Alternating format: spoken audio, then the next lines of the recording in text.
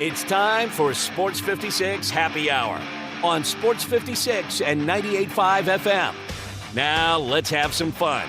Here is your host, Johnny Radio.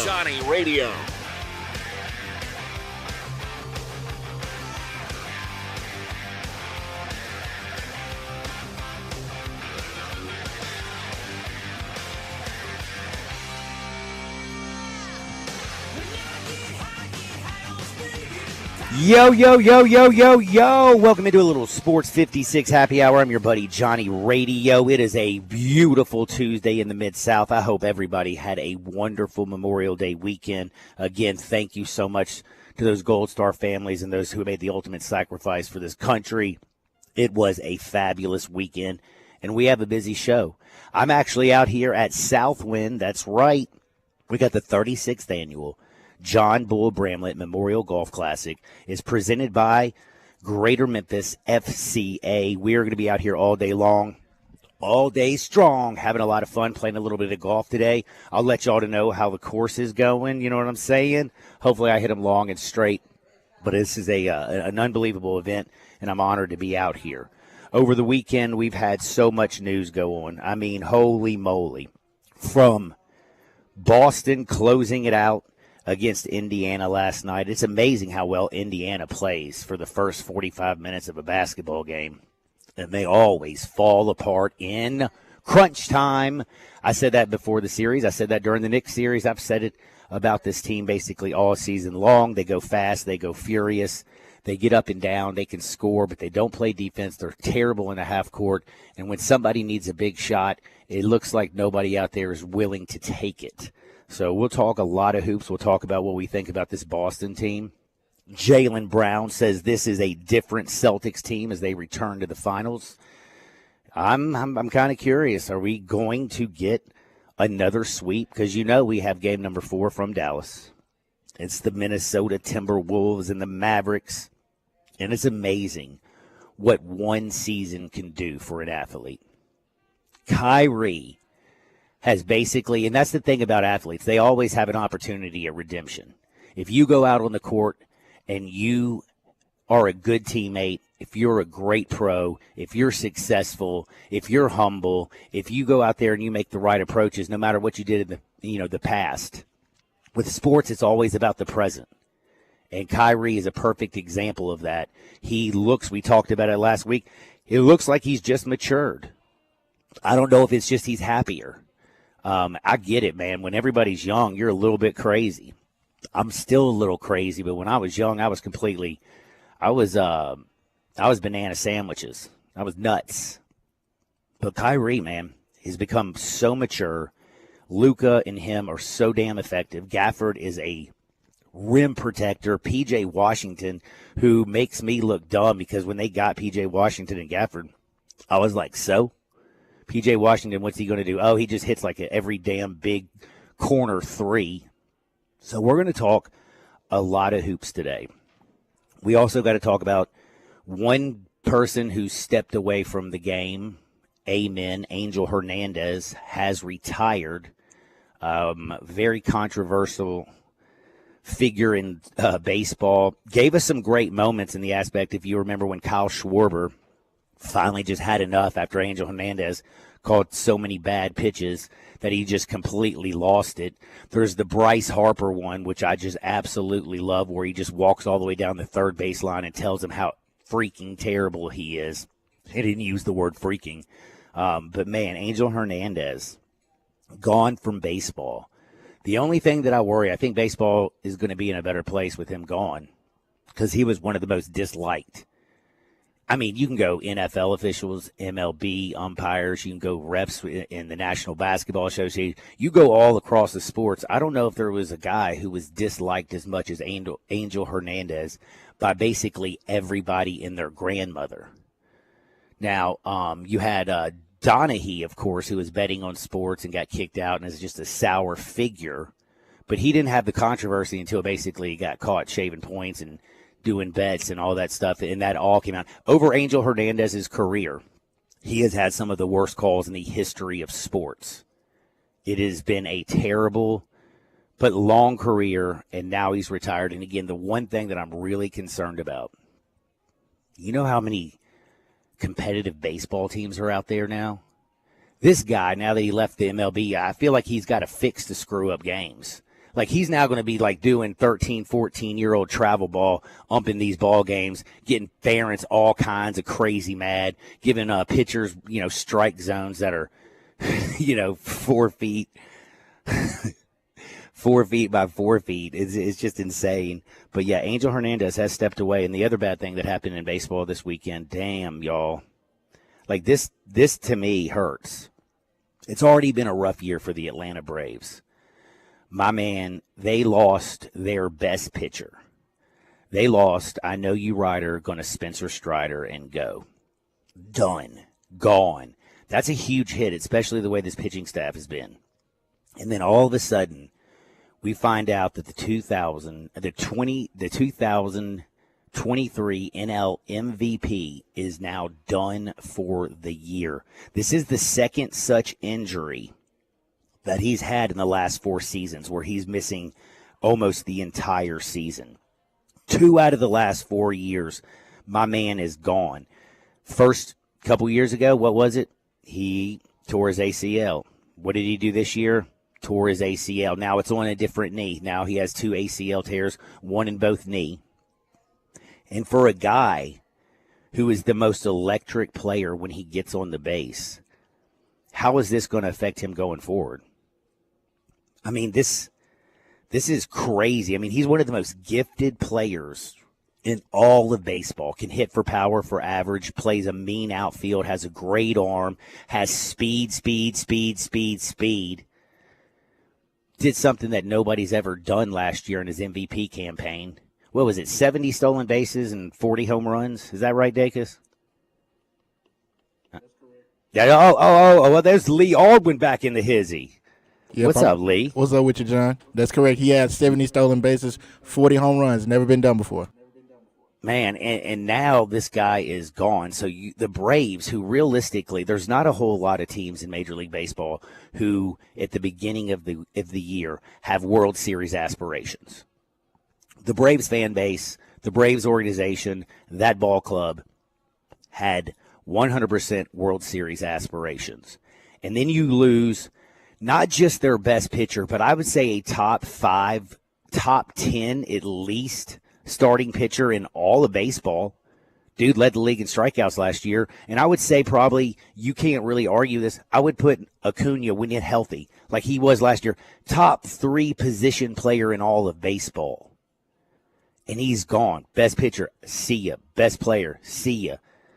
Braves right now, and this was just right before everybody probably started throwing a little meat on the grill and getting ready for Memorial Day when this news broke. And again, before Memorial Day ended, I feel like the Braves season's just ended. I mean, who needs to watch Matt Olson strike out all the damn time? I mean, he's been terrible. Who needs to watch Bryce Elder be the only pitcher in pro baseball that can't throw a 90-mile-an-hour fastball? I feel bad for Braves fans. That was painful. But I do got to say, Cardinals fans got to be feeling a little bit better today. I don't know if you know this, but Cardinals who did lose yesterday, but they've won 7 of their last 10. They're now only 5.5 games back of Milwaukee. They actually are only 2 games under 500. And Paul Goldschmidt looks like he might be waking up from his hibernation this year. He has been terrible. He hit 2 home runs on Saturday night. He hit 1 on Sunday. No, 2 on Sunday night, 1 on Monday on Memorial Day. My man has been hitting some baseballs hard, making good contact. And, wow, he looks good. He looks really good. And they got to beat the Cubbies, so that made them feel a lot better about themselves. So we've talked a little bit of baseball. But I also got to bring up, because Bill Walton, he died over the weekend. 71 years old, cancer. The accolades go on and on for days. I mean, the short list of all he is on so many lists. He's one of the all-time best college basketball players, period. End of discussion. What was it, 20 of 21, 21 of 22 against the Tigers and that Larry Finch team? He's a guy who was a MVP in the NBA, sixth man of the year, two-time champion, won with, of course, Portland when he was the leader and best player in the league, also won with Boston as sixth man of the year. So rest in peace to Bill Walton. One of my favorite things that I remember Bill Walton saying about winning the Sixth Man of the Year award was, he said, me winning the Sixth Man of the Year award means that I was Larry Bird's valet. My only job was to tell Larry what time the game started and get him there. Like, he's just is that not great? I mean, he's just a humble dude, and he also loved the Grateful Dead. I love the Grateful Dead. Blessed that I got to see him on April 1st and April 2nd, I believe in 94 here in Memphis, back in the day at the Pyramid. But he was like, he just was a love of, like, he loved life. He loved the Pac-12. Now that the Pac-12 died, I feel like Bill Walton died with it. It's kind of sad, but he was an original. He was a thinker. He was a man who overcame so much in his life, and he was always humble, appreciative, and nice to pretty much everybody. And, like, that's one of the nicest things I think you can say about somebody after they're passing. They were just a really good human being, a good person, cared about people, and lived their best life. And just Bill Walton will be missed. Bill Walton would have had a lot of fun this weekend, man. I have to also say thank you so much to Widespread Panic. What a weekend, Friday night, Saturday night, Radiance Amphitheater. I thought Friday night second set was sick. It was sick. It was old school, like Memphis-style Panic from back in the day, going into one, into the other, boom, boom, boom, boom, boom. And then Saturday night. Holy moly. First, they got kicked off with Paul Cauthen doing a little Cocaine Cowboy.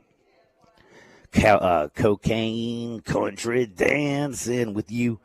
Paul was great. Then all of a sudden, Panic took the stage, and we knew it was going to be a hell of a night. They started off with rock. They had the first set, a little Big Woolly Mammoth, Pilgrims. They did Chili Water Disco, some Blue Indian. Margo Price came out and sang Honeybee, Piece of My Heart. They did a little all-time low with her out there. And then Paul Cauthen, Margo Price, and, of course, Widespread Panic did the Rolling Stones cover. You can't always get what you want to close that John out. What a hell of a weekend to all my friends that I saw. Oh, it was so much fun. I feel like it's like a reunion every time I go to a Panic show. You run into 200 people you hadn't seen in a while. And it was just, it was a hell of a weekend. But today's going to be an amazing day. Like, the weekend just keeps rolling on. I mean, it's Tuesday, and it feels like it's still weekend for me because I'm out here at TPC Southwind for the 36th annual John Bull Bramlett Memorial Golf Classic. Is presented by Greater Memphis FCA, Fellowship of Christian Athletes. Big shout out. This event is always unbelievable, and we are going to have a lot of fun out here today. John, how's the conditions so far? Ooh, man, it's gorgeous right now. The sun hasn't, there's a little overcast right now, so the sun isn't beating down on anybody right now. There's a nice little breeze. It just feels good. It's a little humid, not too bad. It's going to be a perfect day for some golf, I'm telling you that much. I'm looking forward to it. Now, we also get to talk at 11:30.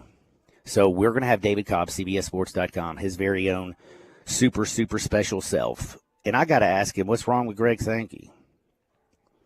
Why is it that Greg Sankey – I mean, I honestly really don't know what to think about this. Over the weekend, if you didn't hear, it was yesterday, I believe, the SEC commissioner met with some reporters at the spring meeting. He talked about Congress needing to get involved to make national guidelines for the new and I guess the ever-changing landscape of what college athletics are right now. Now, he said he needs, they need answers from certain things. I just don't know whenever the government gets involved with anything, how is it going to get made better? I don't understand why he doesn't use his power. How come they don't set up, you already have the College Football Playoff Committee who pretty much is running college football. The NCAA has been crippled. Why don't you set up a board of really smart guys and get out there and you set some limits And if you're going to be part of the SEC or the Big 12 or like the ACC, like you get those Power 4 conferences to set up a specific guideline, maximum this amount of money, maximum. Yeah, I mean, like just like lay some guidelines, set some rules. It's just crazy to me. This is a organization in college football which they used to like punish you if you were putting locks on your bagel or if you had a piece of toast and it had more than peanut butter. If you had jelly on it, oh, damn, it was a violation that you couldn't go over to a house and have cookout. I mean, the NCAA was set so many damn rules. How come you can't step back and come up with actually some rules and guidelines to help the sport, help the conference, and help continue to grow the game of college football? Y'all are moving to a 12-team college football playoff. More fan bases are excited about the end of the season. Like, dude, come on, man. Y'all need to act. Y'all need to be the adults in the damn room. Somebody's got to be an adult. I feel like Greg Sankey's the perfect person to step up there and be that adult. But we'll have to see what's going on. I'm going to talk with David Cobb about that because I don't know. For me, I'm just completely confused. At 12 o'clock today, Jeremy's going to join us over at FCA. We're going to talk about what the John Bull Bramlett tournament means, the Memorial Golf Classic. We're going to talk about what the money's being raised for and the people that it helps. So 12 o'clock is going to be a great one. I got some Hardwood because it feels so good. You know, that's at 12:30 today. As many stories from the weekend, from Angel Hernandez retiring from baseball to, I don't know if you heard this, but Eric Spoelstra's ex-wife has been talking a lot since they got divorced. She said some interesting things over the weekend.